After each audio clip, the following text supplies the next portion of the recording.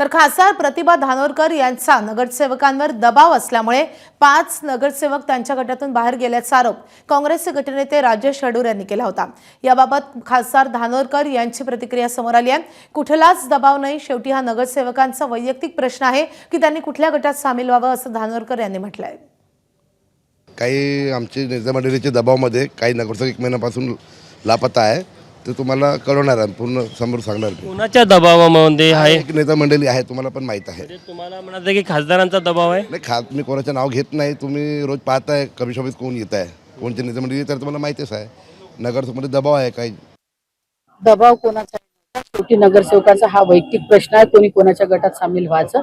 आणि तिकडे जरी गेले असले, इकडे जरी असले तरी नगरसेवक हे सगळे भारतीय राष्ट्रीय काँग्रेस पक्षाचे आहे, त्याच्यामुळे कोण कोणाच्या गटात गेलं आणि कोण कुठं गेलं हा विषय अजिबात नाही। काँग्रेसचा गट हा कायम राहील आणि मला विश्वास आहे आज तिकडले देखील नगरसेवक त्या ठिकाणी आयुक्त मॅडमकडे अपेअर होणार आहे आणि झाल्यानंतर अंतिम गटनेत्याचा आदेश आयुक्त मॅडम देईल, त्याच्यानंतर सगळे 27 नगरसेवक एकजुटीनं राहील।